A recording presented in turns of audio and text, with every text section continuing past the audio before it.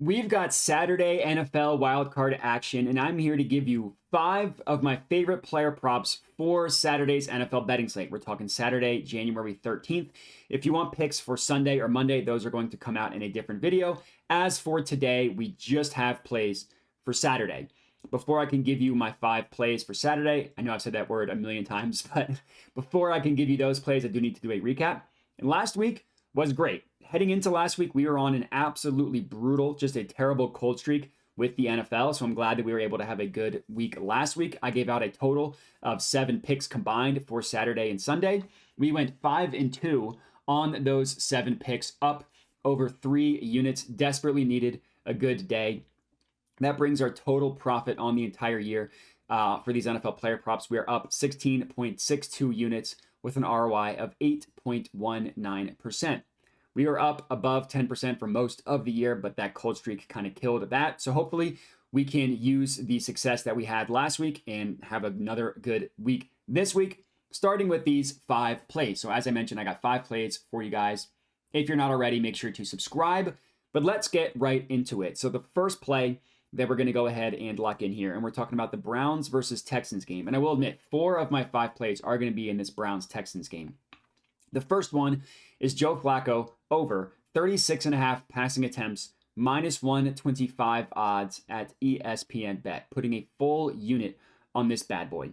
This is a market that I've been on basically since Joe Flacco became the starting quarterback of the Browns. And it's come through for me every single time except for one.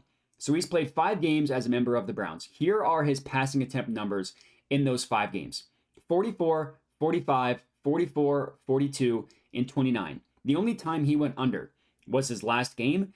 And keep in mind, that was a game against the Jets in which the Jets offense couldn't do anything. Joe Flacco had 23 passing attempts in the first half, but only 7 in the second half because the Jets offense couldn't move the ball.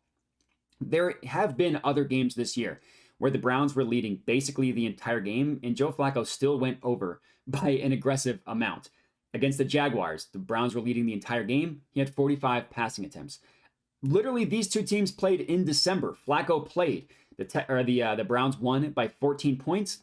Joe Flacco had 42 passing attempts in that game. You can also pass. You can pass on the Texans. Looking at DVOA, the Texans have the 23rd ranked passing defense in the NFL, and they're the 2nd ranked rushing defense. So they're a pass funnel. They don't want you to run the ball on them. They will accept plays through the air.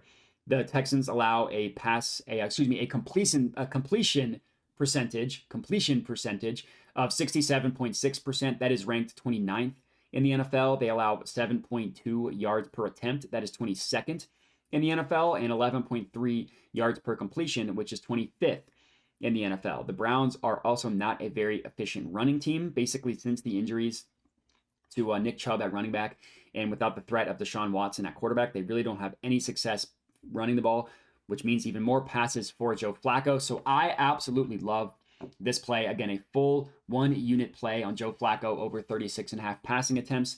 Next up, sticking in the same game here, same player, we're taking Joe Flacco, 300 plus passing yards. This is at plus 174 odds at FanDuel. So for this play, I'm putting half of a unit on it. And if you're curious, 1 unit equals 1% of your bankroll. So for me, 1 unit equals $100. So I put $100 on the passing attempts. I'm putting $50 on the passing yards. As I mentioned, you can pass on the Texans. So with that thought in mind, I love pumping up Joe Flacco's passing yards. If you really want to get spicy, which I'm going to do personally, take Joe Flacco, 350 plus passing yards. This is all the way up at plus 550 odds at FanDuel. Now, we're only going to officially track whether he hits the 301 or not. But if you want some sort of honorable mention, I like him to throw for 350 as well. Just unit size that down. If you put a half unit on the 300, put a quarter unit on the 350. But I do really like it. So the last 4 games for Joe Flacco, here are his passing yards. 311, 374, 368, 309. That's over 300 in every single game and over 350 twice. Even that game against the Jets, where he only threw the ball 7 times in the second half, he threw for over 300 yards.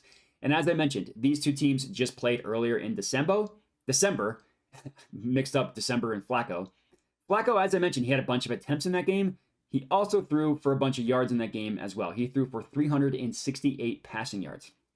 Now remember, that was a game in which the Browns were leading the entire time. They won by 14, and CJ Stroud didn't even play in that game. So the Texans really didn't do that good of a job at moving the ball. The Browns still passed a ton. They still had a ton of success doing so.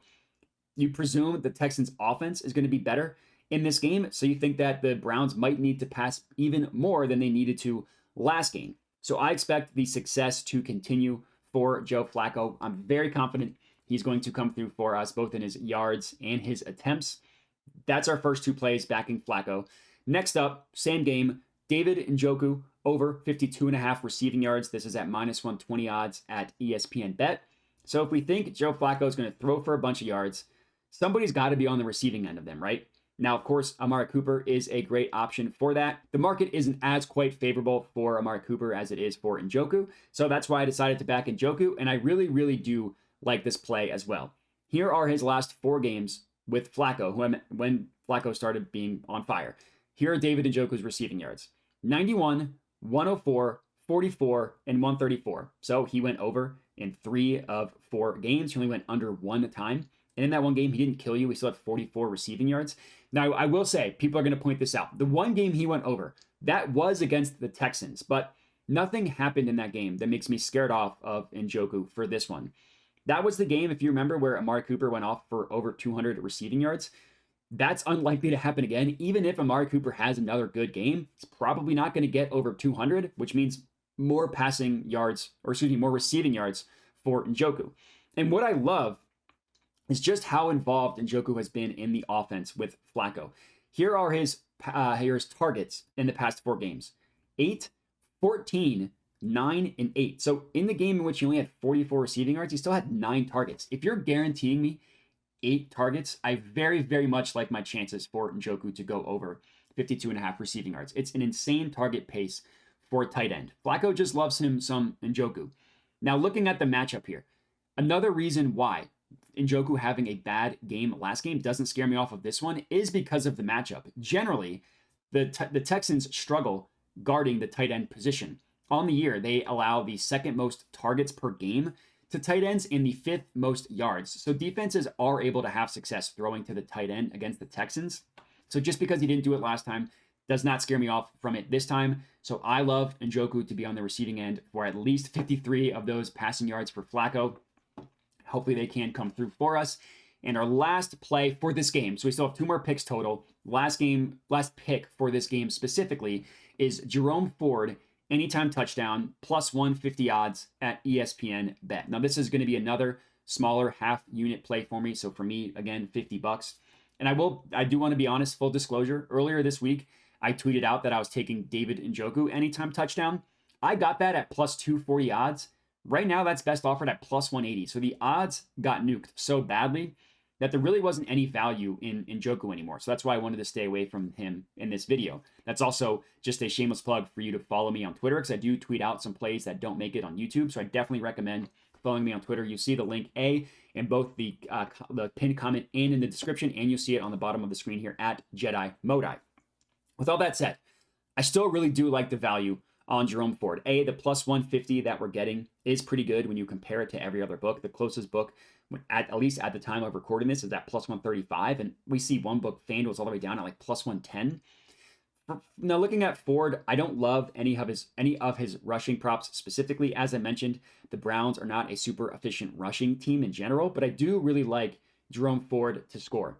On the year, he has a total of 9 touchdowns, and he has at least 1 touchdown in 3 of the 5 games that Flacco started, with a total of 4 in those 5 games, because there was one game in which he had 2 touchdowns. Now, if you look at the red zone work between Jerome Ford and Kareem Hunt, I will concede that Hunt does get more red zone carries, but Ford significantly outsnaps Kareem Hunt in general, and Ford is much more targeted in the passing game. He's much more of a threat in the passing game. One of the touchdowns he scored against the Jets was through the air. Inside the red zone, Ford has 6 targets for 3 touchdowns. Hunt only has 1 target inside the red zone. And Ford is just a better running back at this point in his career. Hunt, as good of a career as he's had, is just a little bit washed up at this point. So I like riding with Ford over Kareem Hunt in this one. Hopefully he comes through for us.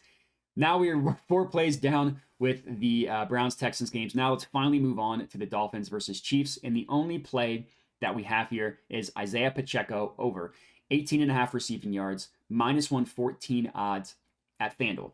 Now, the reason why I only have one play for this game, just to be honest with you, I'm scared off, A, by the weather. The fact that it's going to be that cold, feels like -15 during this game, scares me off.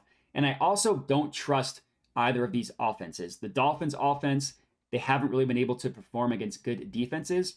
And even if this wasn't against a good defense in the Chiefs, I also do not trust the Dolphins offense, and more specifically Tua, in this cold, in this windy of a game.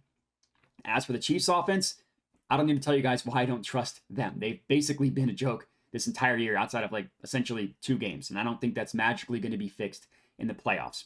What I do like, with all that said, what I do like is Pacheco and his receiving props. I like both his receptions and his yards.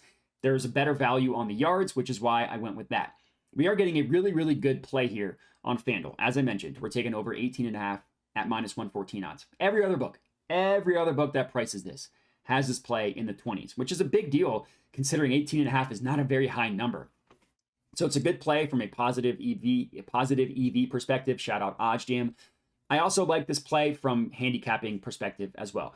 Now that McKinnon is out, Pacheco is getting targeted a lot more. He's getting a lot more work in the passing game. Now, it's only been 4 games, but in those 4 games, Pacheco has 5, 4, 4,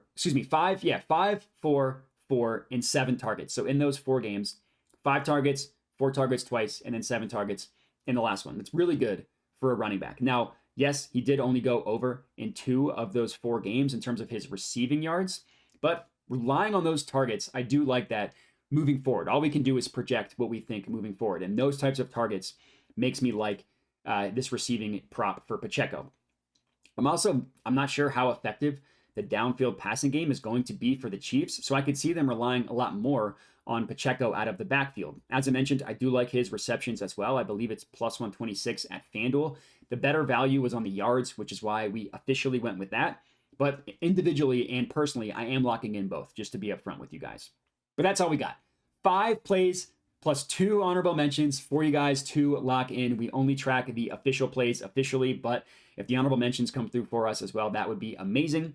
If you are riding with me on any of these plays, make sure to comment and let me know. Other than that, would appreciate it if you could like the video, subscribe, all that good stuff. I appreciate everybody for watching, and have a good one.